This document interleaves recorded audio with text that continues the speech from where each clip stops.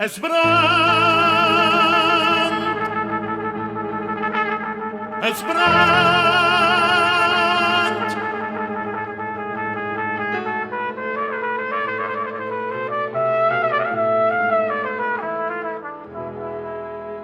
Es brennt,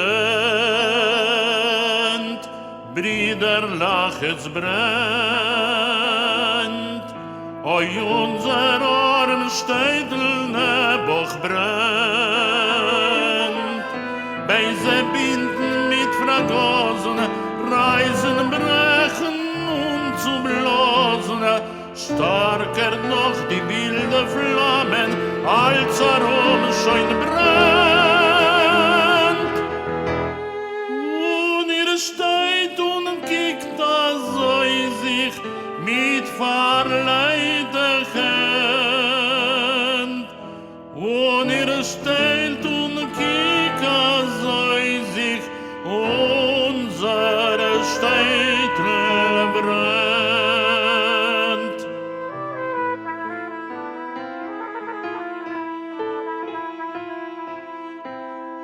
Es brennt, Brüderlach, es brennt. Es kann Cholile kommen der Moment. Das ganze Städtel mit uns zusammen soll aber kein Asch in Flammen bleiben, wenn die noch a Schlacht schwarze Puste Wand. Und ihr steht und kickt so sich mit verleihter Hand. Und ihr steht und kickt so sich unsere Städtel brennt.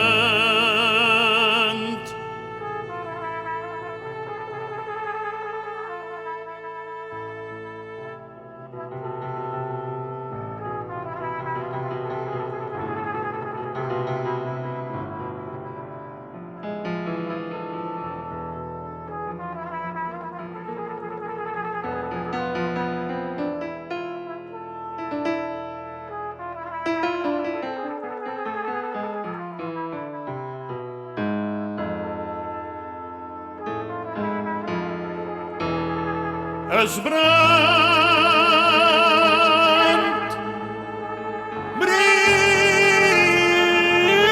Brüderlach, es brennt.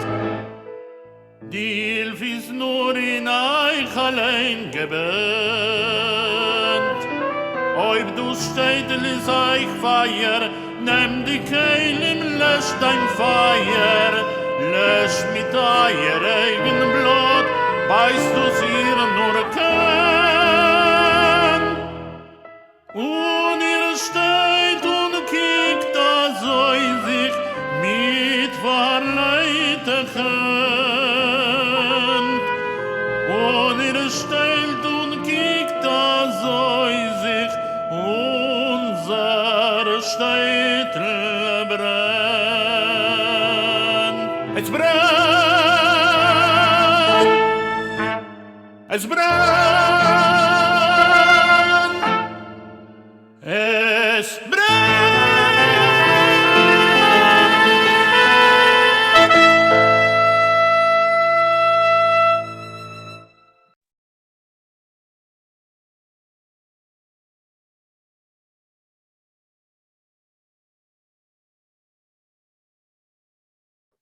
Resistencia por Jaime Guri. Resistió quien consiguió un trozo de pan, resistió quien dio clases a escondidas, resistió quien escribió y distribuyó un diario clandestino poniendo fin a falsas ilusiones, resistió quien introdujo secretamente un Sefer Torá, resistió quien falsificó documentos arios que salvaron vidas, resistió quien condujo a los perseguidos de una tierra a otra, resistió quien descubrió los acontecimientos enterrándolos en papel, resistió quien ayudó a los más necesitados, resistió quien pronunció aquellas palabras que los llevaron a su propio fin, resistió quien levantó puño contra los asesinos, resistió quien transmitió mensajes entre los sitiados y consiguió traer provisiones y algunas armas, resistió quien sobrevivió, Resistió quien combatió armado en las calles de las ciudades, montañas y bosques. Resistió quien se rebeló contra los campos de exterminio. Resistió quien se rebeló en los guetos, entre muros caídos, en la revuelta más destituida de la esperanza que supo alguna vez el ser humano. Buenas tardes, bienvenidos en nombre de Tzavta Centro Comunitario, de la comunidad Betel y del periódico Nueva Sion a esta actividad. Hemos hecho una primera parte, un acto de memoria, recordando en este comienzo de Yom HaShoah a nuestros hermanos y hermanas asesinados durante la Shoah, y ahora vamos a destinar un espacio en memoria de ellos para el aprendizaje. Vamos a presentar un libro para las tres instituciones que estamos acá. Siempre es una alegría poder presentar los libros que van saliendo, y en especial este libro, en especial, como decía, en particular, que se llama La epopeya de la educación judía durante la Shoah, de Ángela Pnina Waxman y Mario Sinai.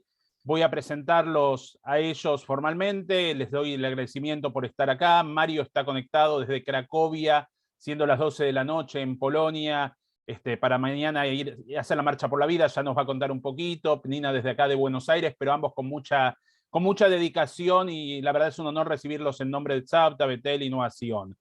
Ángela Pnina Waxman es magíster en Historia con especialización en Historia del Holocausto, colaboradora permanente del Museo del Holocausto en Buenos Aires, forma parte del equipo de redacción de los cuadernos de la Shoah y del proyecto Aprendiz, guía de Marcha por la Vida, organizadora junto a Mario Sinai de viajes educativos a Europa Oriental y Sefarad. Mario Sinai, doctor en Ciencias de la Educación, PhD, educador y pedagogo del Holocausto, conferencista internacional y experto en análisis visual. Ex director del Departamento de Habla Hispana de la Escuela Internacional para el Estudio del Holocausto en Yad Vashem, guía de viajes educativos a Polonia, países del Mar Báltico, Ucrania, los Balcanes, Bielorrusia y Sefarad. Así que les doy la bienvenida, Pnina, Ángela Pnina. Vamos a ver el nombre judío y el nombre que le han dado también sus padres en español. Y a Mario les digo que los invito a desmutearse, y voy a hacer una pregunta amplia en realidad. Voy a empezar con una pregunta amplia. ¿Cómo llegan ustedes al tema de la Shoah, ¿no? Como motivo de vida? ¿Tienen tiempo? Sí. No, lo digo porque la realidad es que fue un tema que siempre estuvo dentro de mis temas de interés, pero creo que esto se remonta, y lo digo con toda la sinceridad del mundo, desde que yo iba a la escuela primaria, al Shule, por dos motivos, por dos personas que me impactaron muchísimo. La primera era la Morá del micro, la Morá Rojl. Ella era una sobreviviente joven, en ese momento era una chica muy joven que se había salvado y que había quedado sola en el mundo y había llegado a la Argentina sin nadie. Y yo siempre pensaba en ella porque decía, ella vio todo y está acá y tiene esos ojos que vieron lo que ocurrió. Y siempre la tuve muy cerca de mi corazón y el tema me movió mucho. Eso por un lado. Y la segunda pareja que me impresionó eran los papás de un compañero de apellido Sherman, que tenían marcados los números de Auschwitz, ambos.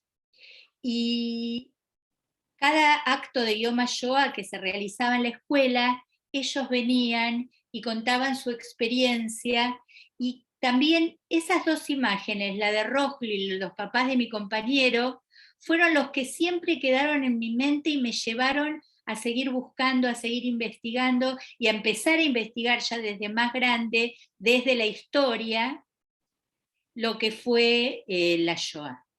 Más allá de que, bueno, después mis cursos en Yad Vashem, mis viajes a Polonia, etc. Pero esas dos imágenes que fueron grabadas en mi corazón desde pequeña fueron lo que siempre quedaron, porque mi familia había venido muchísimo antes de la Shoah, no conocía a nadie que haya quedado en Polonia, a pesar de que seguramente quedaron, pero no era una cuestión familiar, Era una cuestión afectiva de personas que me marcaron desde muy pequeña. Gracias, Nina. Vamos a pasarle a Mario entonces a Cracovia. Vamos de Villa Crespo a Cracovia, en un solo Pero clic. para mí vos sabés que Villa Crespo es Varsovia. Sí, sí, queda claro. Desmuteate, Mario, que estás muteado. ¿Para qué?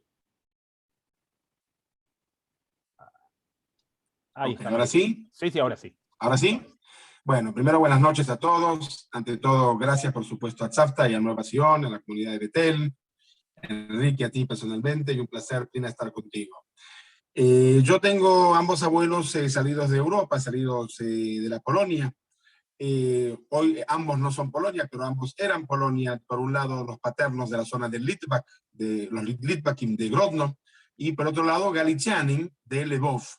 Dicho sea de paso, entre ambos nunca se soportaron. Unos se las daban de intelectuales, los otros eran más obreros, unos eran muy dillistas, otros eran muy sionistas. ¿Ok? Yo vengo de esas dos raíces y aparentemente, por supuesto, de ahí vienen las influencias. Y mi vida, que necesitamos toda la hora para que lo cuente, entonces no lo voy a hacer, estuvo siempre empapado del tema del holocausto en todo lo que hice en mi vida y aparentemente, además de ser mi pasión, aparentemente es la misión de mi vida, el poder transmitir a todo aquel que quiera oír lo que podamos relatar y narrar de lo ocurrido en ese periodo tan negro. Justamente estuvimos cercanos a la festividad de Pesaj, que estamos cercanos todavía, no el hecho de narrar, de contar, Begata Levinjá, esa tradición tan milenaria que hemos hecho un lindo recorrido de Agadot con Dani, a quien los veo acá, y les doy la bienvenida también al querido amigo Dani Goldman. Si les parece, vamos a pasar un tráiler del libro, que más o menos resume algunos capítulos. La idea, vamos a hacer un recorrido con acá los autores, que tenemos la posibilidad de tenerlos en vivo por estos capítulos, y después les voy a preguntar, ya les dejo la pregunta quizás para el final, para ir trabajando, ¿cómo se cristalizó el libro? ¿Por qué el libro? ¿No? Después de lo que vayan contando, ¿no? Me parece dejarla como pregunta de cierre. Entonces vamos ahora a pasar al video del libro, así lo van viendo.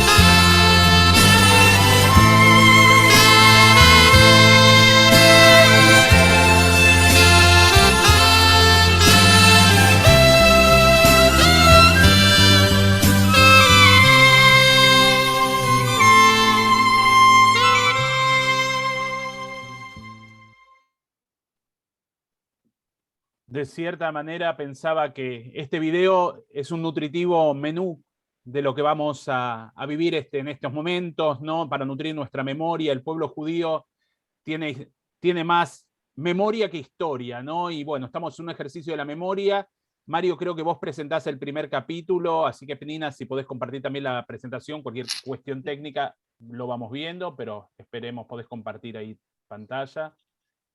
Y les paso Que la se palabra. presente, efectivamente somos el pueblo de la memoria, pero también tenemos una historia muy profunda y muy larga, y quizás incluso única en la historia universal, pero somos el pueblo de la memoria. Es por lo que recordamos la salida de Egipto, como que nosotros mismos fuimos esclavos en Egipto, y se lo contamos año a año a nuestros hijos y a nuestros nietos. ¿Se ve? ¿Lo ven? No, todavía no. Un momentito, ¿por qué no me aparece el compartir? A ver, Enrique, fíjate, porque no me aparece el compartir. ¿Abajo no te aparece compartir? A ver, espérame un minutito. Vamos a achicarlo, compartir pantalla. Ahora sí. Ahora sí. Ahí está. Ahora perfecto. Sí. Muy bien. Ahora sí. Muy bien. Entonces, yo quisiera empezar, porque los dos primeros capítulos son míos, sobre primero la palabra epopeya, porque creo que tenemos que entenderla a qué nos referimos cuando hablamos de la epopeya de la educación judía en la Shoah. La epopeya en realidad es un relato épico que consiste en la narración extensa de acciones trascendentales y dignas de memoria para un pueblo en torno a la figura de un héroe representativo. Ahora, en el caso específico de nuestro caso, ese héroe son la educación y los educadores. Y vamos a calificar de epopeya a las distintas obras narrativas fundacionales que componen la tradición mitológica educativa judía en Europa, especialmente en el periodo de entreguerras, época que nosotros solemos llamar la era de las utopías. La guerra es algo que ya pasó, la Gran Guerra, la Primera Guerra Mundial, y no volverá. Somos europeos inteligentes, no va a volver. Esta era de las utopías, como sabemos, duró solamente 20 años, y la que le siguió, la Segunda Guerra Mundial, fue mucho peor, con las consecuencias que todos nosotros conocemos y que el día de hoy estamos conmemorando en Yom HaShoah. En relación al primer capítulo de la educación judía oriental, al comienzo del siglo XX, hasta comienzo del siglo XX, la educación judía en Polonia y en general en toda Europa Oriental era únicamente ortodoxa, no existía otra cosa. En el nivel inicial se enseñaba en el Heder, antiguamente llamado el Beit Rabban, y en cuyo equivalente en las ciudades importantes era el Talmud Torah. Se trataba de una institución privada, en la que el Melamed, el maestro, cobraba por sus enseñanzas, y a la que asistían únicamente varones de familias pudientes, a diferencia del Talmud Torah, en que era destinado también a todos los niños humildes. Si bien los niños ingresaban al Heder a los 5 años, el criterio de agrupación no era la edad, sino el avance y el conocimiento de los estudios.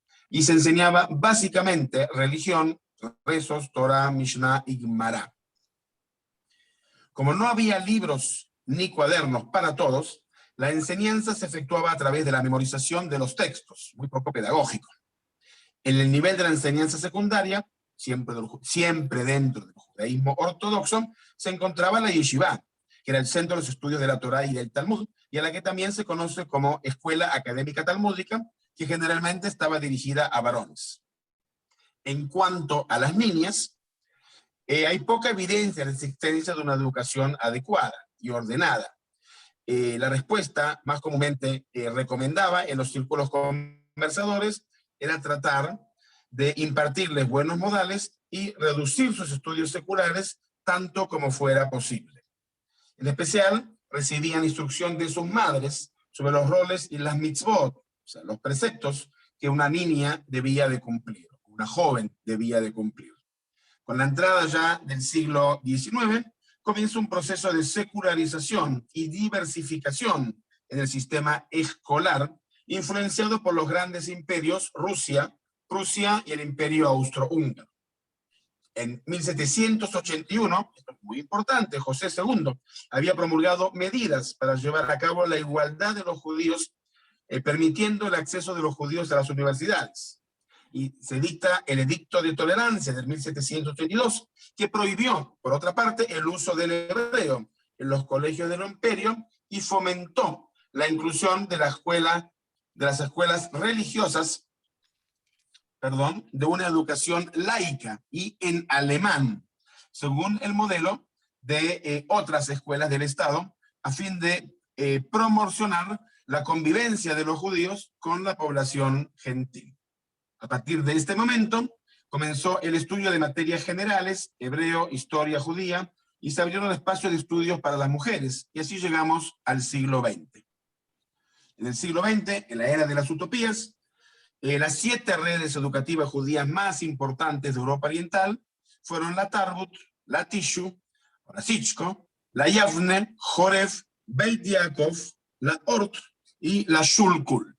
¿Okay? 3 de ellas, por ejemplo, siguieron existiendo en la Argentina, ¿sí? La Tishu, la Tarbut y la Ort. La Tarbut y la Ort incluso hasta el día de hoy. La educación judía de Europa de entreguerras fue el orgullo más importante de las comunidades judías en Europa. Había escuelas de todos los niveles, desde el preinfantil hasta universidades, y con una variedad de oferta amplia, diversa y pluralista. Esa diversidad se debió esencialmente a las tensiones que había entre varias corrientes antagónicas entre ellos. Por ejemplo, por un lado la ortodoxia y por otro lado la secular. Por un lado la hebrea y por otro lado la idishista. Por un lado la sionista y por otro lado la antisionista. La educación privada y la educación estatal, la educación mixta y aquellos que pretendían la educación de hombres y niños por separados.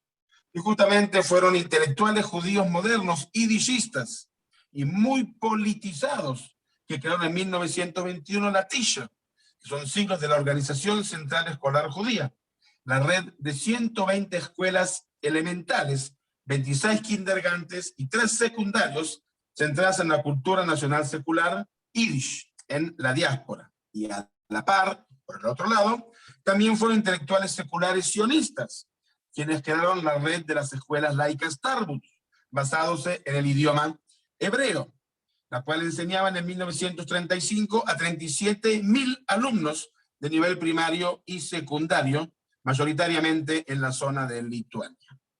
La red escolar religiosa de Agudat Israel era la más grande de todas. En 1934, los alumnos enrolados a la escuela Joref para varones y Beit Yaakov para mujeres sumaban más de 110.000 estudiantes, comparados con unos pocos más de 50.000 alumnos de las redes seculares laicas del Tisho y la Tarbut.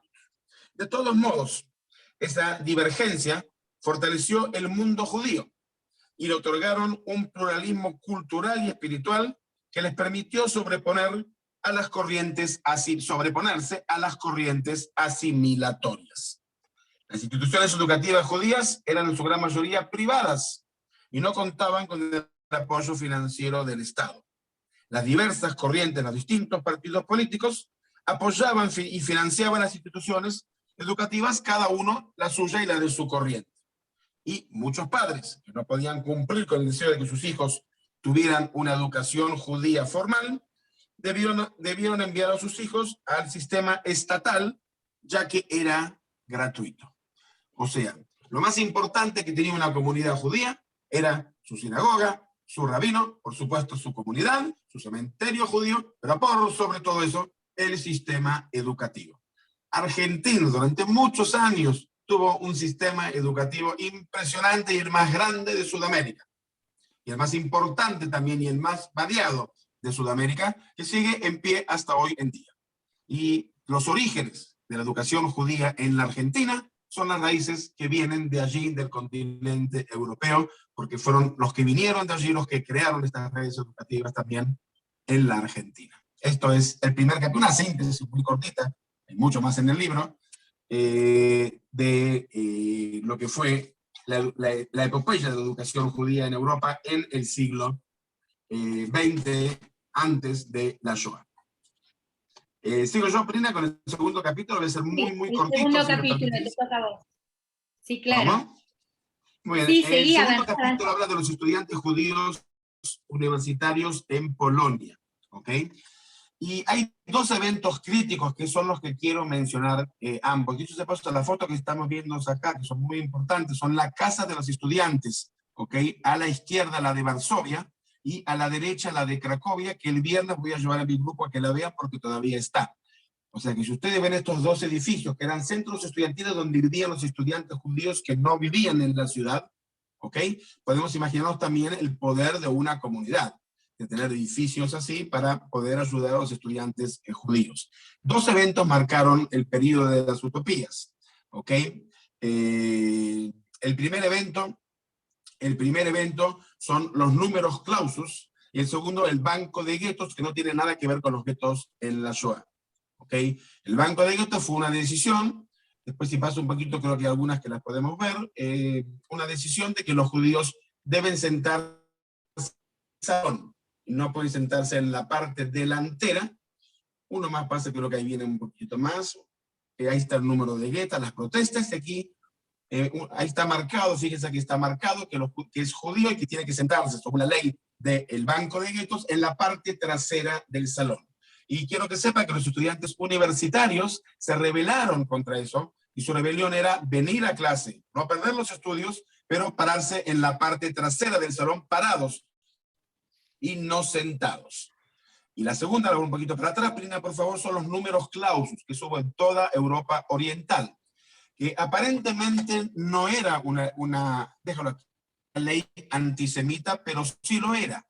La ley dictaminaba que la cantidad de judíos que podían estudiar en la universidad debería de ser el número representativo en la población.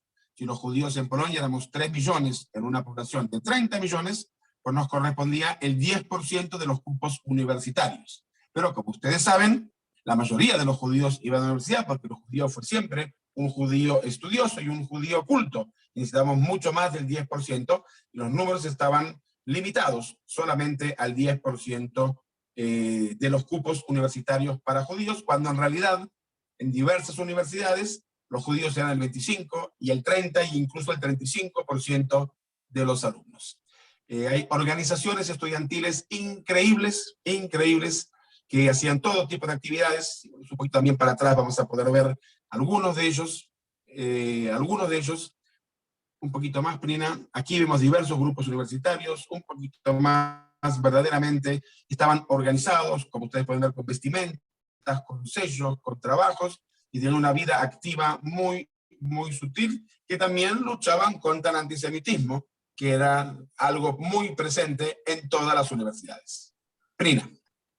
Bueno, pasamos ahora al tercer capítulo, que es una mirada sobre los orfanatos judíos. Cuando planificamos el libro, digamos, el tema de los orfanatos era muy amplio, entonces lo dividimos en dos partes. Por eso lo que planteamos en este primer capítulo es desde 1918 hasta 1939 con el inicio de la guerra. ¿Por qué hablar de orfanatos? En primer término, porque la preocupación comunitaria por los niños huérfanos tiene raíces profundas en la tradición judía, y numerosos mandamientos bíblicos enfatizan la importancia de mantenerlos. El capítulo historiza el desarrollo de estas instituciones que ya las encontramos en el medioevo. Los niños huérfanos eran acogidos por sus familiares, y cuando ello no era posible, lo hacían otras familias, especialmente familias de maestros y hazanim. Pero la comunidad toda asumía la responsabilidad de su educación a través de la Kupá, cofre de la comunidad judía, cuando se establecieron las primeras instituciones formales para el cuidado de los huérfanos judíos, y los fondos empezaron a llegar de diversas fuentes: donaciones privadas, incluidas herencias, cuotas de membresía, organización de eventos para recaudar fondos, etc. ¿Cuáles fueron las organizaciones de ayuda que justamente colaboraron para que estos orfanatos pudiesen mantenerse? Por ejemplo, el American Jewish Joint Distribution Committee, el famoso Joint, fundado en 1914 en Estados Unidos de América para distribuir ayuda a poblaciones judías en riesgo, y en ese sentido la preocupación por la niñez fue esencial, en especial al dar apoyo a hogares de niños huérfanos en Polonia, Ucrania, etc. Junto a esta organización internacional se encontraba también la organización CENTOS, la Asociación Central para el Cuidado de Huérfanos, fundada en 1924 por activistas judíos para la ayuda de niños judíos polacos. Menciono en el capítulo una tercera organización, la Sociedad de Ayuda a los Niños, conocida por sus siglas, la OSE, fundada en Rusia en 1912 por médicos judíos. Esta organización de amplia difusión en Francia, tuvo mucha difusión, decía, en Francia, donde creó una red de orfanatos y durante la ocupación protegió a cientos de niños judíos en peligro.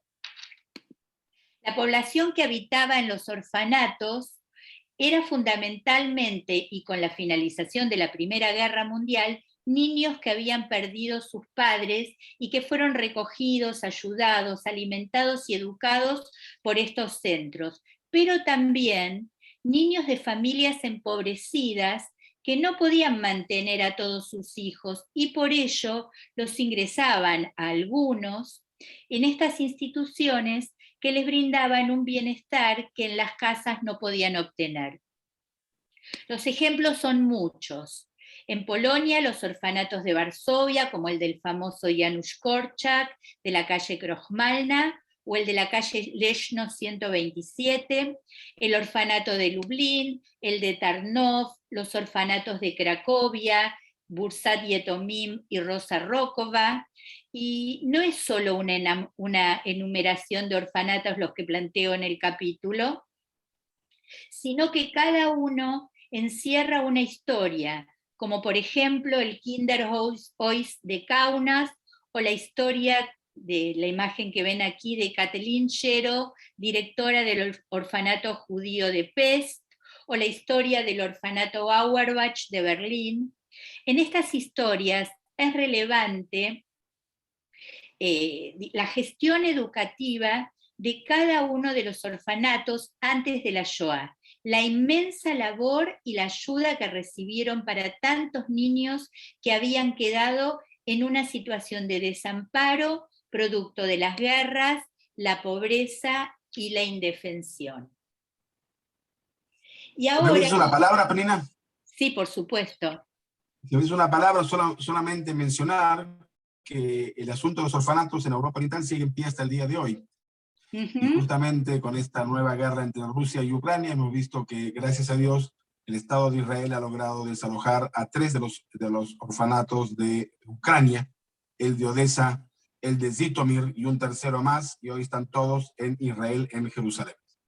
Y vale la pena, Mario, recordar que cuando nosotros visitamos en Ucrania el orfanato de Zitomir, y teníamos la foto de los niños con la directora del orfanato, cuando comparamos esa foto con la de los niños que habían sido rescatados ahora en Ucrania, nos dimos cuenta que la imagen de la directora también coincidía con la foto de los chicos rescatados, con la misma que habíamos estado nosotros cuando visitamos en el 2019 el orfanato de Zitomir. Así que fue muy emocionante haber visto lo que pasaba en el 2019 y lo que estaba pasando actualmente con el rescate de todos esos niños. Bueno, la educación alemana durante el nazismo.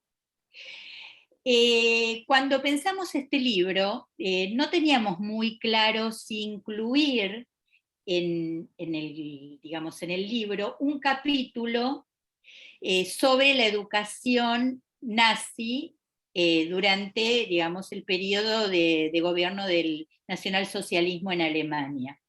Y llegamos a la conclusión que lo era fundamentalmente para mostrar otra faceta de la educación y su importancia, y cómo la educación en general tiene importancia para el bien y también para el mal.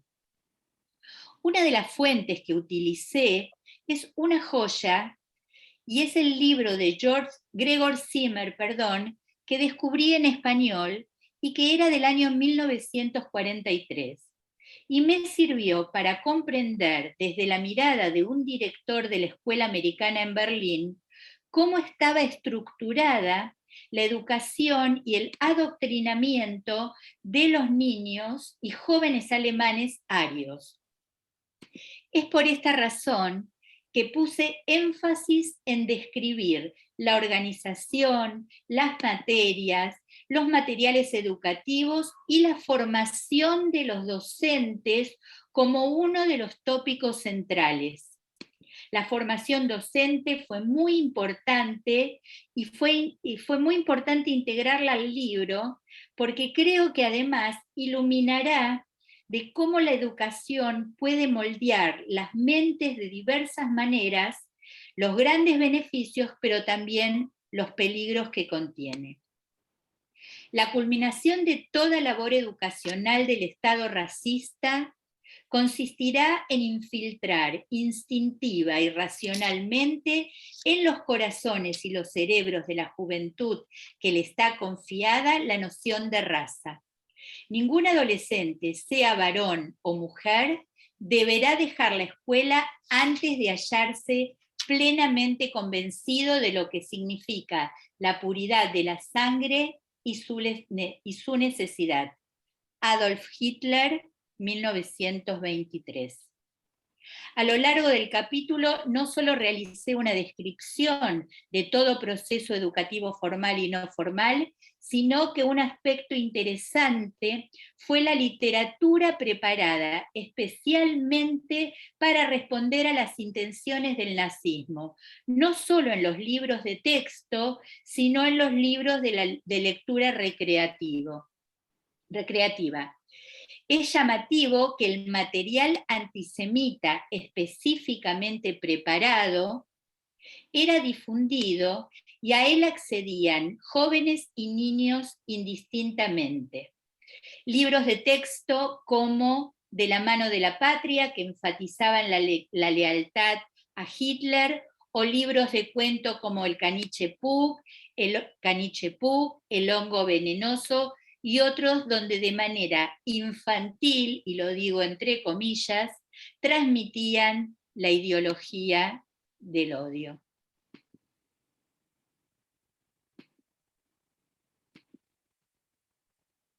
Y ahora comenzamos con la segunda parte de nuestro libro, pues que está dividido en dos. Educación y educadores a la sombra de la esvástica. Mario, ¿querés explicar tu capítulo 5? Sí, el capítulo 5 habla de la educación clandestina como un manifiesto de resistencia espiritual. Durante la Shoah, la existencia de las escuelas en los guetos estaba prohibida. Miren esta foto, por ejemplo, tan importante del gueto de Lodz. Claramente identificamos que es en la Shoah, claramente identificamos que es un gueto. Vemos una morá, una melamed, una profesora, una maestra con el Maguen David, y también vemos al alumno. Y si notan, no de casualidad, está marcando el mapa de Israel, está marcando la ciudad de Haifa, y a la derecha el lago de Tiberíades. Pues nos preguntaremos por qué están estudiando sobre Israel en los guetos, porque nadie pensaba que los iban a matar, y estaban soñando con un éxodo masivo a Palestina, el mandato británico de Palestina, Israel, Eretz Israel, cuando termine la guerra. Nadie pensó que los iban a matar. Y la educación fue una educación clandestina. El abandono de la gestión educativa parecía ineludible. Sin embargo, no fue lo que ocurrió. Los educadores judíos arriesgaron sus vidas y continuaron con su tarea educativa en espacios clandestinos.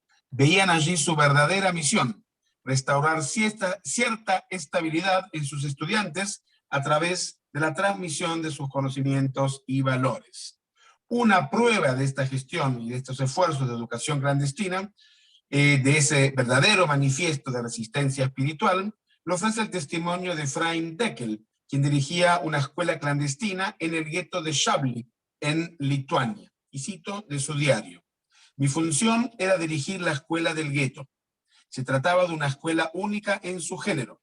Nuestros perseguidores nos prohibieron educar a los niños y por ello creamos una escuela clandestina. Distribuimos a los niños en clases pequeñas y esparciados en todas las habitaciones del gueto. Grupo a grupo se iban infiltrando a la escuela y durante 2 horas, apretujados en esos cuartos, escuchaban las enseñanzas de sus maestros. Luego salían a escondidas para dejar el sitio al grupo siguiente. Venían a clase hambrientos y desnudos, y solo una vez por semana, los viernes, podíamos los maestros ofrecerles, tras un baño caliente, una rebanada de pan con mermelada. Y con todo ello, nunca hubo en el mundo alumnos más consagrados a su escuela y a sus estudios y a sus maestros que los niños de la escuela clandestina del gueto de Chablis. En 1940 hay un pequeño cambio, pero por intereses americanos, por intereses nazis. El gobernador general de Polonia, Hans Frank, aprobó la apertura de escuelas primarias judías técnicas, según las necesidades de la industria alemana, y a la par y al mismo tiempo prohibió el uso del idioma alemán para los judíos. En cuanto a los estudiantes secundarios, a pesar de eso quedaron totalmente prohibidos. Y aquí es donde entra principalmente la labor de la ORT en todos los guetos. Varsovia, Cracovia, Vilna, Kaunas, etc. La ORT fue una de las más importantes porque brindaba educación técnica, que ahí lo vemos en la ORT en Varsovia, por ejemplo, que estaba permitido por el gobernador general. Y sobre eso escribió el maestro del gueto, ¿sí? Chaim Aaron Kaplan, considerado el más importante de los maestros en Varsovia, escribe el 10 de octubre de 1940 esta célebre frase en su diario personal: todo está prohibido para nosotros y todo lo hacemos. Nuestro sustento lo encontramos en la prohibición y no en el permiso. Y voy a destacar 5 casos, pero voy a ser muy, muy cortitos, sin penetrar en ellos, desgraciadamente. 5 casos dignos de admiración. El primero fue la gimnasia hebrea del movimiento juvenil Dror en el gueto de Varsovia. Fue el primer colegio clandestino. Fueron los madrijim del movimiento juvenil Dror, Antje Zuckerman y Tzvi Lubetkin, los que reconocen la necesidad de tomar a los niños y brindarles algún tipo de educación en los caos que había en el gueto. El segundo caso digno de mencionar es la escuela de medicina clandestina dentro del gueto de Varsovia, apoyada por la Universidad de Varsovia, en el cual había cerca de 500 alumnos. 8 de ellos terminaron sus estudios y sobrevivieron a la guerra. En el gueto de Lodz se creó una colonia juvenil, Marejim, dirigida por maestros y por madrijim de los movimientos juveniles que continuaban la educación separados de sus padres. Lo mencioné y lo vuelvo a mencionar, la tremenda actividad educativa de la red ORT en todos los guetos de Europa, y la tarea educativa que lo estamos viendo en este momento, creo que hay otra foto más, de Freddy Hirsch en Terezin y después en Birkenau. Está Freddy Hirsch, el Madrid mitológico de Maccabi, que comienza su labor en Praga, pero su acción que estamos en estos momentos mencionando es en Terezin y luego en Birkenau. Acá estamos viendo parte de los periódicos juveniles que publicaban los niños de 13 y 14 años en el gueto de Terezin. Todo esto es la educación clandestina y, sin lugar a duda, el manifiesto quizás más importante de lo que la resistencia espiritual simboliza esta acción y esta epopeya de los educadores y la educación judía durante la Shoah. Bueno, en esta segunda parte de los orfanatos judíos, que dimos en llamar del infierno a la reconstrucción, abordamos todo el periodo de la guerra y la posguerra, la primera posguerra respecto a qué ocurrió con los orfanatos. En este capítulo retomamos las historias de los orfanatos, pero en el contexto ya de la Shoah propiamente dicha, de la guerra, de los guetos, y en especial el traslado a los guetos y el momento de la deportación y el cierre de los mismos, con el consiguiente asesinato de sus integrantes. Además, he incluido por eso la reconstrucción de su título, la labor de tantas organizaciones de recuperación de niños y el establecimiento de nuevos espacios para volverlos a la vida, a la esperanza y a los proyectos a futuro en Eretz Israel. Nuevamente, las historias nos interpelan acerca de la maldad, la injusticia, pero también la abnegación y el espíritu, tanto de educadores como de educandos en momentos donde el hambre, la enfermedad y el odio eran moneda corriente. Continuamos analizando, y ya dentro del gueto, el famoso orfanato de Janusz Korczak, ¿sí? Trasladado desde la calle Krojmalna directamente al gueto de Varsovia, el traslado al gueto de Cracovia, Lublin, Benzín, Tarnów, todos ellos en Polonia, pero además el final del Kinderhoys de Kaunas, la historia de estas dos chicas, Thea y Ruth Fuss, ¿sí? Que pertenecían al orfanato Auerbach de Berlín, la historia del orfanato de Bruselas, los orfanatos de Francia y la lucha por sobrevivir. Pero además, con la derrota alemana, comienza el volver a vivir. Y justamente una labor muy importante fue la labor de la Coordinación Sionista para el Rescate de Niños Judíos y su edificio en Lodz. Y también otra historia conocida, pero no por eso menos importante, la famosa historia de Lena Kuchler-Zilberman y el salvataje de más de 100 niños.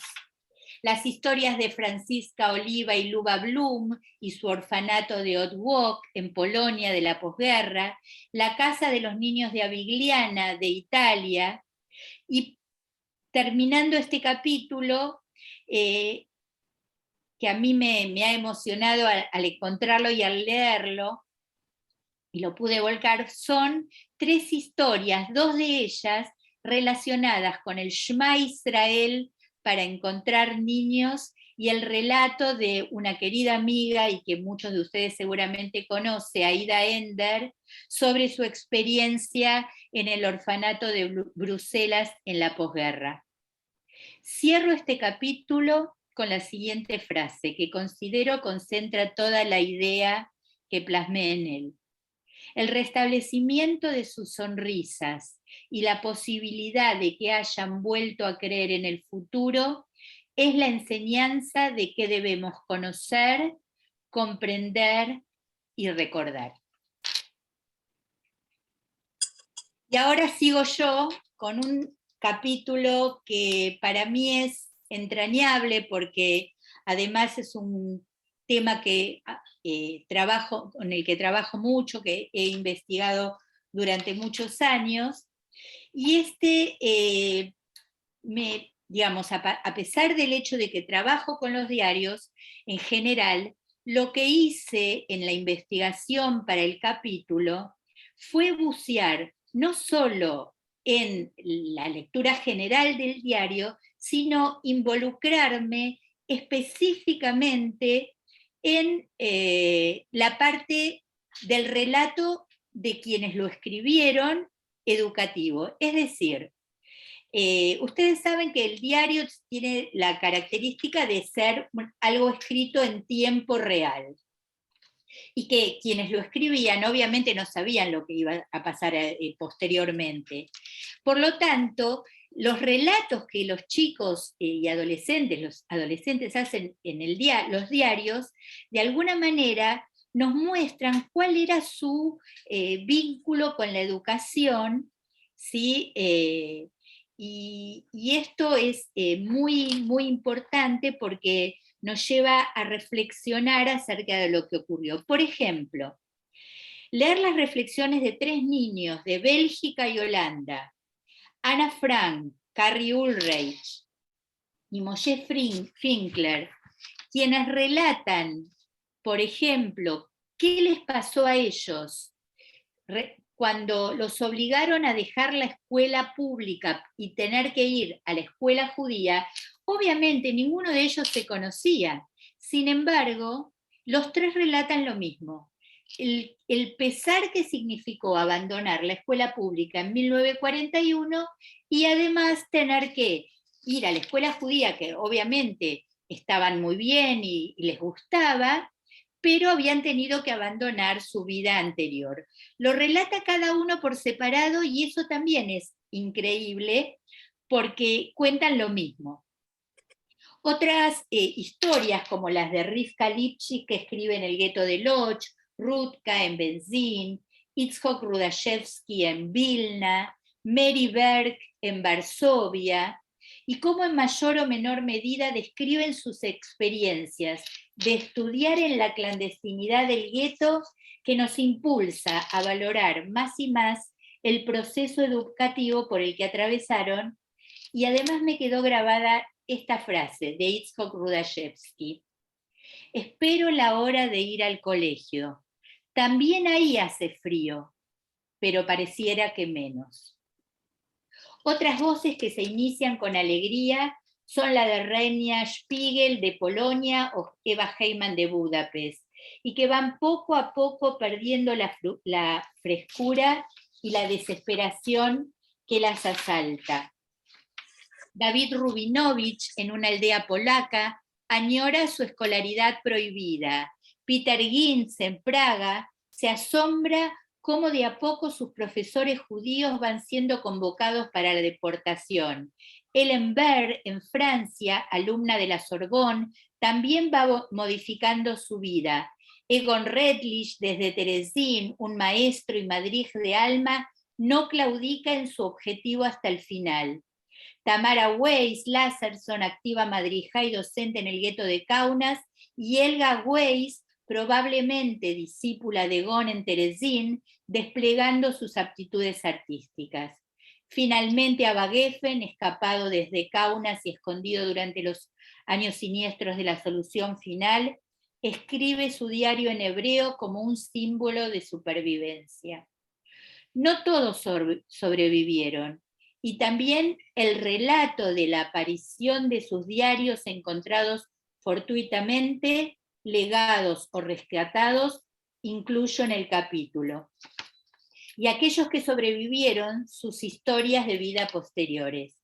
Este capítulo nos aporta las voces en primera persona y en tiempo real de los que fueron asesinados y los que sobrevivieron, para demostrar, si eso hacía falta, la importancia de la educación en sus vidas. Quiero citar como conclusión de este capítulo cómo Mary Berg, que se salva porque su mamá es norteamericana y entonces son sacados del gueto de Varsovia, y ella dice ya en el barco hacia los Estados Unidos: me despertó el ruido de la máquina del barco que ya está en alta mar.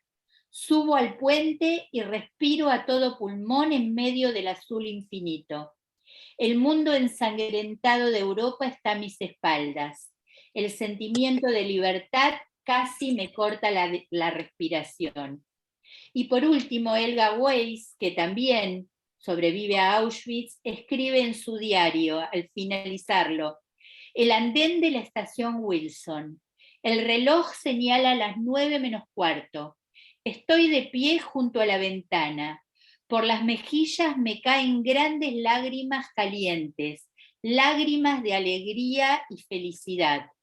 Por fin en Praga, la deseada Praga. Por fin en casa.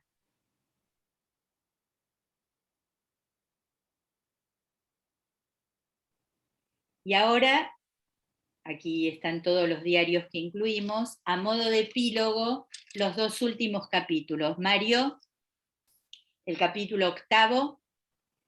Hablo en el capítulo 8 sobre el tema justamente de la educación judía en los campos de desplazados. Necesito hacer una pequeña apertura para que comprendamos de qué estamos hablando. Terminada la Segunda Guerra Mundial, queda aproximadamente 500.000 de judíos sobrevivientes. Algunos que se fueron antes o durante al este, o sea, a Rusia normalmente, algunos escondidos, algunos sobrevivientes de los guetos y algunos sobrevivientes de los campos. Finalmente quedan 500.000 de judíos sobrevivientes. De ellos, 250.000 se arreglan. Algunos vuelven a casa si es que hay casa, y si es que pueden volver a ellos. Algunos se van a los Estados Unidos, algunos emigran al mandato británico de Palestina todavía, algunos encuentran una solución, pero quedan 250.000 judíos en el aire. En el aire significa apátridas, sin lugar donde volver, sin casa y sin familia. ¿Ok? Y para ellos, la esposa del presidente Roosevelt va a crear en los mismos campos de concentración en el territorio alemán, ahora bajo mando normalmente americano, pero también una parte bajo mando inglés, los campos de desplazados. ¿Ok? Y en ellos va a volver un proceso muy lento de el volver a vivir. Recordando que la primera prioridad siempre fue la alimentación y la rehabilitación física. La segunda prioridad fue la atención médica. La tercera prioridad era la prioridad de la educación judía y muy en hincapié una educación sionista. La cuarta prioridad fue la reconstrucción de la identidad perdida. Y la quinta prioridad era tratar de volver a la normalidad. Muchas instituciones participan en esta actividad, llevada a cabo, como dije, por los Estados Unidos, por la UNRWA y por la IRO. Participa también la Joint, que ya lo mencionó antes Prina, el Comité Americano de Distribución Conjunta, la Unidad de Socorro Judío del Reino Unido, Sheerit Aplitá, los remanentes, que también sobre esto Diana y Aida son sus representantes en la Argentina, el Ba'ad Hatzalah, de la Unión de los Rabinos Ortodoxos de los Estados Unidos y Canadá, la BITS, que todos conocemos, la Agencia Judía, los Shlichim que empezaron a llegar de Eretz Israel, y quizás también deberemos de recordar a los judíos de la Brigada Judía que ahora se encontraban principalmente en Italia, y también toma parte de esta acción de rescate. Hubo todo tipo de campos, incluso campos infantiles, porque todos los niños que quedan, en su total mayoría, eran huérfanos. Aquí sí, huérfanos sin padres y madres que habían sobrevivido a la guerra. ¿Y quién destaca nuevamente en los campos de desplazados? Los colegios Tarbut y los colegios Ort, que Prina enseguida va a pasar la foto de la Brigada Judía, Prina enseguida va a pasar las fotos y vamos a ver a los colegios Tarbut y los colegios Ort, que vuelven a activar en los campos de desplazados. ¿Okay? Esto ya es el final de la guerra, terminó la guerra. Y un poquito más, Prina, vamos a llegar enseguida. Estos los colegios del Beitar, todo tipo de colegios, pero principalmente los colegios Tarbut. Vamos a ver aquí muchísimas fotos de los colegios Tarbut en los campos de desplazados. Pueden seguir, Prina, pasando. Y enseguida van a venir los colegios de la Ort también. Muy bien. Aquí tenemos a los colegios Ort, de los judíos sobrevivientes. ¿Sí? Verdaderamente acciones increíbles que podemos ver para tratar de volver a la normalidad.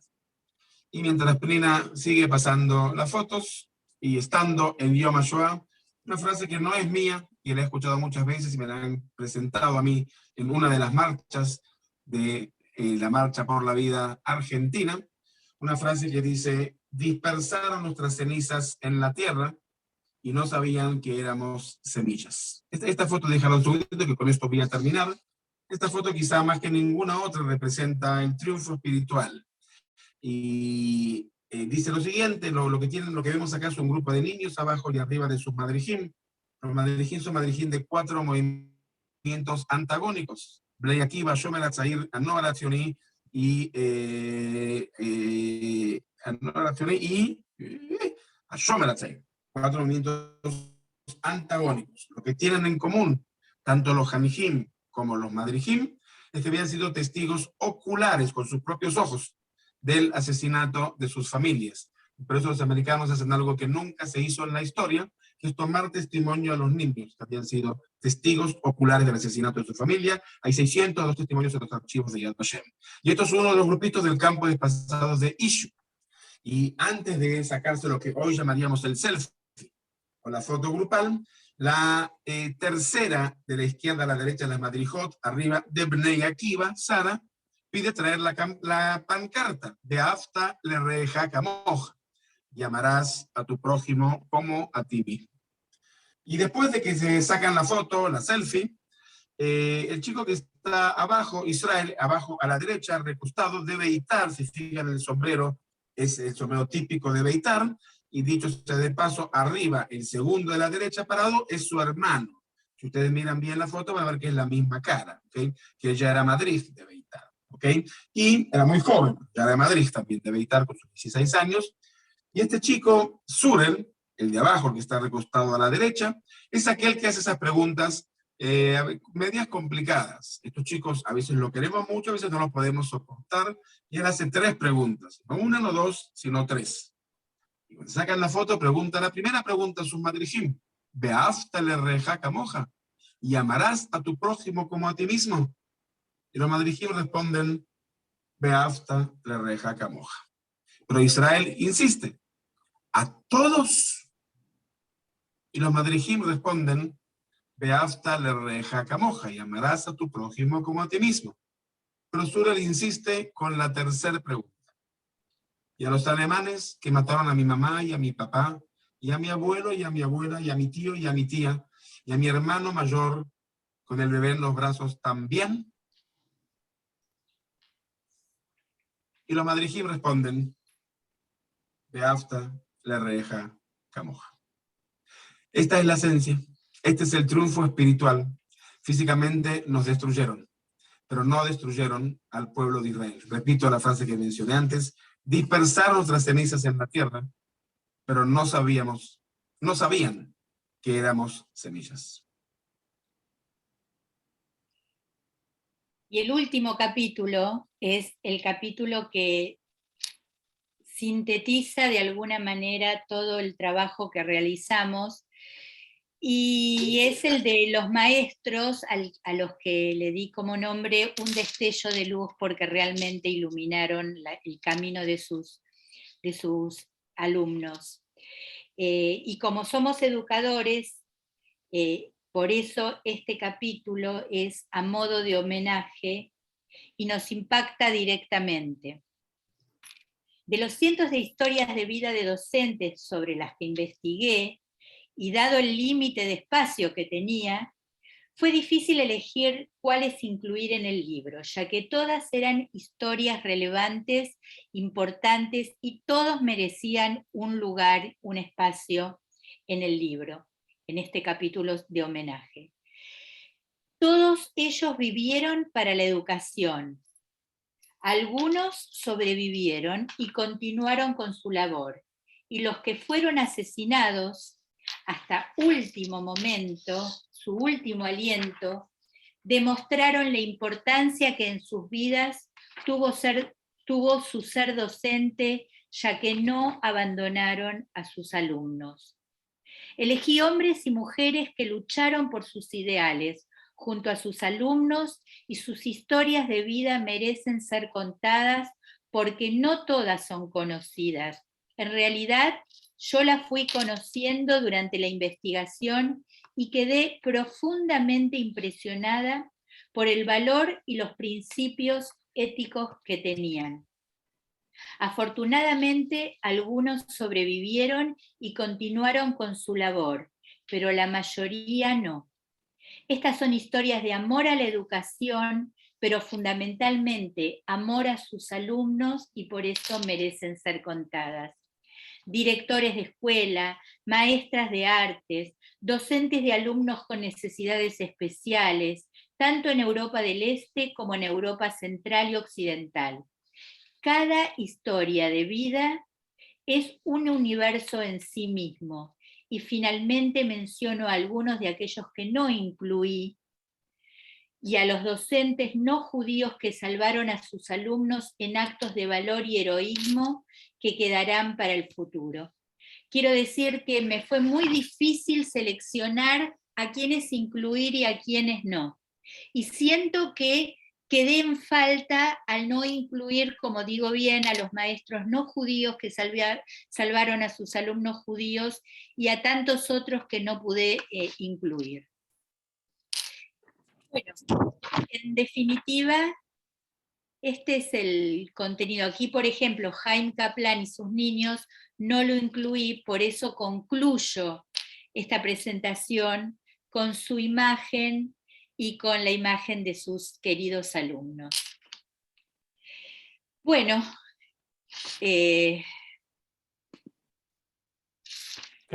Qué recorrido hicimos, ¿no? Abuelo de Histórico. pájaro, pero Por bueno. supuesto, sí, sí, sí. Queda claro para la gente que obviamente el libro tiene muchísimas más información. Este es simplemente un resumen de capítulos, un recorrido que hicimos justamente para poder recordar lo que fue la educación, esta epopeya de la educación judía previa a la Shoah y posterior a la Shoah. Justo hoy hablamos con un amigo común, con Jacob Rubel, a la mañana, sobre el impacto, que habría que hacer un estudio sobre el impacto de los polacos en la comunidad judía argentina, en la constitución de la comunidad judía argentina. Mario, mencionaste el tema de la educación y tantos otros temas también, el concepto de Keilah, como tenemos acá en Argentina y demás. Les quería preguntar a los dos, antes de pasar a las preguntas y comentarios del público, que invitamos a escribir en este chat, y también a aquellos que nos están viendo por Facebook, que hay gente también conectada vía Facebook, y quienes quieran hacer preguntas y comentarios la vamos a leer.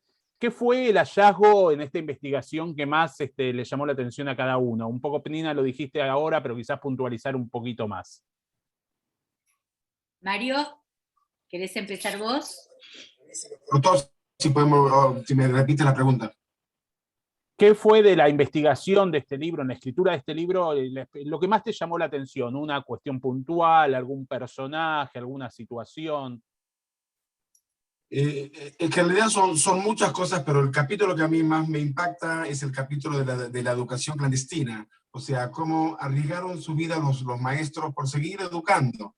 O sea, esa devoción, esa misión, hambrientos, muertos de hambre, sin sueldos, continuar educando clandestinamente a sus alumnos, seguir con su labor, a pesar de que no tenían ningún tipo de obligación, por supuesto, de hacerlo, y lo hicieron. Y saber que todos conocemos a Janusz Korczak, que fue con sus alumnos a la muerte, pero hay decenas y centenas de casos similares que todos los maestros acompañaron a sus alumnos en el último camino al exterminio. Sí, yo quiero agregar a esto que dice Mario justamente el impacto de conocer las historias de muchos docentes, que es lo que digo al final, cada uno con una historia personal, aquellos que, Sally Bain, que tenía una escuela para niños sordomudos y que fue con ellos y digamos, cada historia de docentes, ninguno dudó a la hora de acompañar a sus niños al último camino, que fue el camino del campo del exterminio. Es decir, nosotros conocemos, y yo soy fanática, y para mí es mi modelo Janusz Korczak, pero de verdad todos los docentes no abandonaron en ningún momento a sus alumnos, y muchos hasta eligieron ir con ellos cuando a veces podían haberse salvado y quedado con su familia, y no lo hicieron. Y esto es un enorme, enorme valor que confirma nuestro amor por la educación, y que ellos que no están deben ser recordados y siempre homenajeados. Así es, estaba pensando recién que hay un pabellón, no sé, muchos no saben, pero en el Hospital de Niños de la Ciudad de Buenos Aires, que se llama Janusz Korczak. Sí. Es muy interesante también ese recordatorio en un hospital justamente de niños. Bueno, Gustavo Efron, director de Innovación, está conectado. También, Dani, si querés decir algo, Dani Goldman, estás invitado como parte de esta actividad, también hijo de sobreviviente, también educador, así que cuando quieras abrir el micrófono tenés la posibilidad. Gustavo, te paso para leer comentarios y preguntas del público, si te parece. Bueno, gracias, Quique. Felicitaciones, Ángela y Mario, por el trabajo. La verdad que el trabajo de investigación es un trabajo de hormiga que lleva mucho tiempo, y que después de mucho uno logra ir revelando cosas que en teoría están, pero no están, ¿no? Uno tiene que ir revelando y descubriendo pequeños secretos, y ustedes han trabajado en muchos pequeños secretos y han consolidado esta obra, así que la verdad que felicitaciones. Y me interesa muchísimo leerlo, al libro. Voy a leer algunos de los comentarios que hay y alguna que otra pregunta que encontré también en el chat. Raquel Siriniek, cuando fue el comienzo, digamos, la canción que puso Quique al principio cuando empezamos, Dijo, nunca había llegado hasta las últimas palabras de esta canción. Una vez más denuncia la indiferencia que supo rodear lo sucedido y no una sola vez. Leonor Chara, impresionante lo abarcativo y emotivo. Carlos Greenberg, increíble y exhaustiva investigación, brillante, gracias. Pablo Frenkel hace una pregunta. ¿Qué tal, Pablo? Me llama la atención el gran número de orfanatos judíos que existían y el elevado número de niños que albergaban. ¿Existe alguna explicación para eso? Ahora, luego de los comentarios, les doy la palabra para que lo respondan. Si hay más preguntas, bienvenidos. Graciela Royce, muy interesante, muchas gracias, Nina y Mario. Leonor Chara, emocionante. Irene Munster, los felicito por su investigación y esta presentación, sumamente interesante, aprendí muchísimo, gracias. Hilda Feldman, gracias, excelente información. Y Eugenia Roberti, maravillosa toda esta investigación. Les dejo la pregunta que les dejó Pablo, mientras tanto. La realidad es que los orfanatos van a surgir a partir de la guerra, la Primera Guerra Mundial, donde muchos chicos habían quedado abandonados y era necesario, digo, uno de quienes, volviendo un poco a Janusz Korczak, que él ve el abandono que se da a partir de la guerra de 1905 primero y después la Primera Guerra Mundial, que él participa como médico en el ejército, él ve la necesidad y el desamparo de miles y miles de chicos que han quedado sin padres, y entonces gestiona para que se inicie y se creen orfanatos. Pero así como él, también se crearon a lo largo y a lo ancho de todo el territorio de Europa Oriental. Y como también mencioné, no necesariamente eran chicos huérfanos. Familias numerosas de padres que no los podían mantener, preferían que sus hijos estuvieran alojados en estos lugares, de manera tal que sabían que tenían comida y tenían también educación, porque se les proveía educación, alimentación, vestimenta, y entre tener muchos hijos y no poder mantenerlos, también ahí iban estos chicos cuando sus familias no los podían mantener. Hay muchísimo para hablar sobre el... Quisiera agregar, Sí.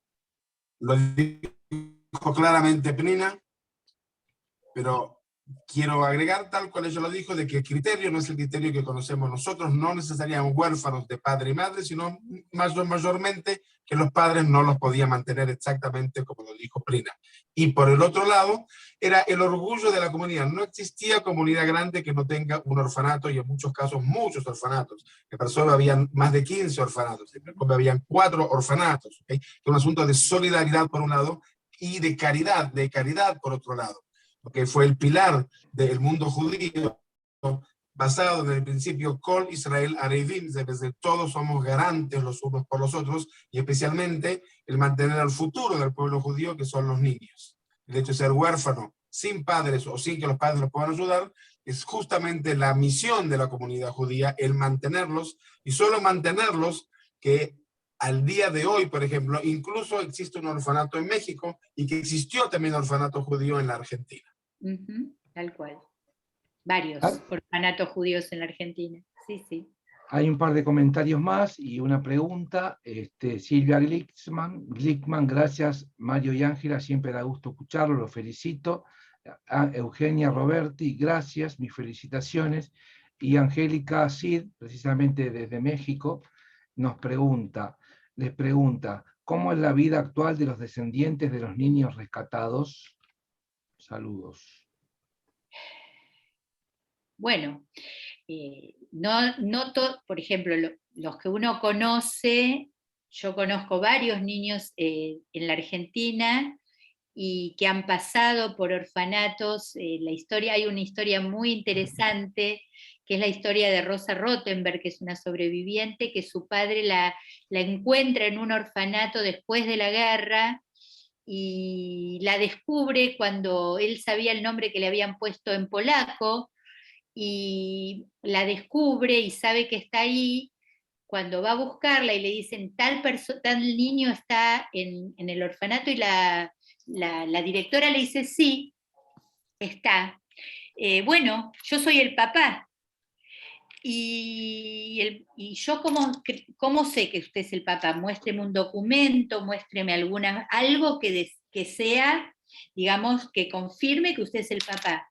Y entonces él le dice, yo no tengo ningún papel, pero tengo otra cosa. Mi hija tiene una marca de nacimiento en la oreja izquierda que solamente ella la tiene. Y bueno, y efectivamente pudo rescatarla gracias a que le descubrió ese secreto, esa marca de nacimiento que casualmente su nieto menor también tiene. Y ella lo cuenta con mucha emoción. Yo no lo cuento con emoción porque la escuché y siempre me emociona. Y la realidad es que, bueno, hoy por hoy es una abuela feliz, fue profesional, se recibió bioquímica, profesora universitaria. Bueno, y Aida también, Aida que yo le incluyo en mi libro, Aida Ender, otra querida amiga, que estuvo en el orfanato de Bruselas, y yo lo cuento en el libro. Cuando los papás vieron, porque no lo podían mantener, cuando los papás vieron que ella empezó a llamar mamá a la persona que la cuidaba, entonces ahí decidieron sacarla del orfanato y llevársela, y bueno, finalmente vinieron a la Argentina, que es toda una historia también. Así que, bueno, esas son algunas historias, pero hay muchas, muchísimas. Gracias, Nina. Hay un par de comentarios más. Pablo Frenkel agradece la respuesta y manda un abrazo. Judith Alcusin, hola Ángela y Mario, súper interesante, impresionante investigación. Y Jorge Macipar dice, hay que pensar en la situación sanitaria de la época, en que había diferentes situaciones de sobrevida postparto. Muy buena disertación, muchas gracias. Quique. Bueno, agradecer realmente la posibilidad que tuvimos de conocer el libro. Ahí varios preguntaron dónde conseguir el libro. Obviamente la película no reemplaza al libro, ¿no? O sea que este video es una introducción, vale la pena leer el libro. Es un book trailer. Por eso, ni la película del book trailer, ni tampoco la charla que ustedes dieron, que obviamente es muy ilustrativa, pero para profundizar está el libro. Recomiendo la lectura del libro. Tenemos el mail de Pnina, de Ángela, quien está ocupándose del tema de la distribución del libro aquí en Argentina y para Latinoamérica.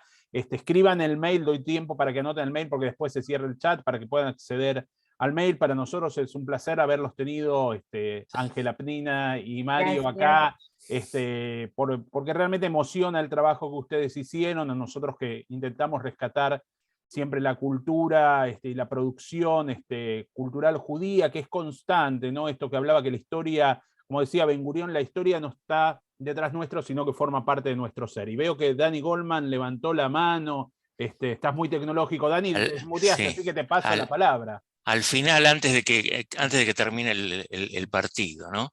En primer lugar, Morá Pnina, la verdad que muy interesante, muchas gracias, ¿sí? Querido Mario, siempre me sorprendés,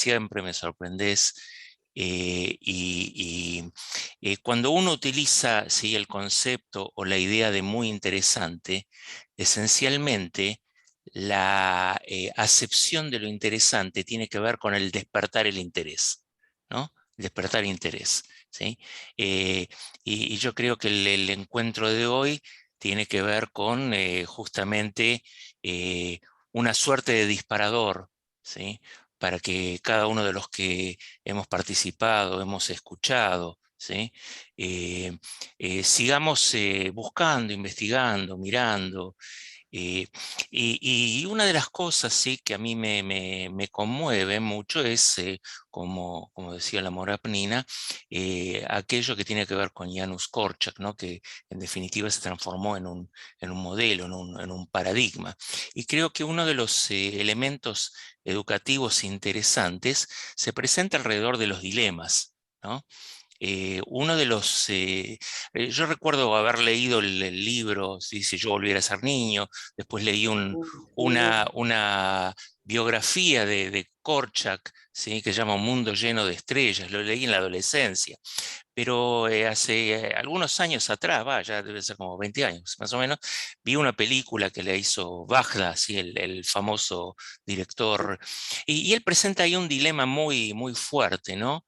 Que es el hecho de que es sabido que en la pedagogía de Korczak tenía que ver con el autogobierno, ¿sí? Es decir, cómo los chicos se autoacompañaban y dirigían el instituto del mismo modo, con el mismo sistema de votación, como ¿sí? Korczak tenía un voto igual que el resto de los chicos. Y en un momento determinado aparecen dos muchachos que se habían escapado, ¿sí? Y hacen un planteo, roban, pero le hacen un planteo muy fuerte a Janusz Korczak y a todo el sistema, diciéndole, bueno, ustedes han creado acá una vida bastante ficticia, ¿sí? Lo que pasa afuera es totalmente diferente, ¿no? Y que eso nos lleva, de algún modo, a una cuestión de establecer un dilema, y lo relaciono con Beafta la Reajaca Moja, ¿no? Es decir, el principio está puesto, ¿sí? En el amarás a tu prójimo como a ti mismo, está puesto en la idea, ¿sí? El estándar es tenés que amar a tu prójimo como a ti mismo. Por ahí, la vida cotidiana, especialmente en esos momentos tan devastadores, ¿no? Te lleva a definir qué es el amor y quién es el prójimo, ¿no? Que ahí me parece que esta suerte de expresiones nos permiten establecer dilemas de la vida cotidiana y cómo tomar esos dilemas, ¿sí? Para nuestra propia existencia. En ese sentido, ¿no? Yo quiero agradecerles realmente sí, el homenaje que han hecho a cada uno y los dilemas que nos presentan a nosotros. Gracias, Dani. Gracias. Y gracias por llamarme Morá Pnina. Morá Pnina, una institución, ¿cómo que no? Sí, yo andaba medio con el nombre, ¿no? Ángela Pnina, Sí. bueno, Morá Pnina sintetiza mucho, ¿no? Y es importante eso. Gracias, Dani, como siempre, por tus palabras, por tu apoyo, por acompañarnos en estas actividades desde Betel, que para nosotros es un honor. Vamos a pasar a la vista de galería para el merecido aplauso que tienen ustedes antes del final, que la verdad, mientras escuchaba lo que ustedes hablaban, me parecía que es un homenaje justamente a la educación. Vamos a ver un videíto de la preguerra, que lo dejo a modo de cierre. Espero que lo disfruten y podamos entender lo que había, lo que no hay y el recuerdo.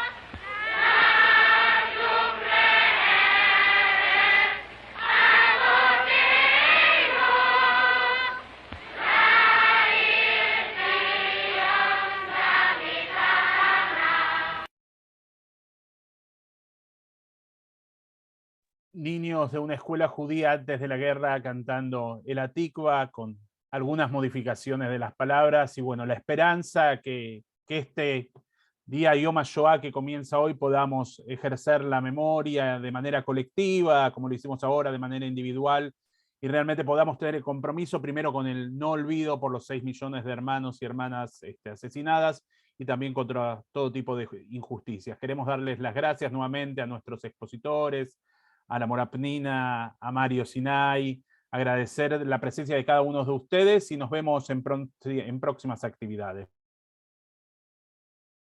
Muchas gracias por la participación y el interés.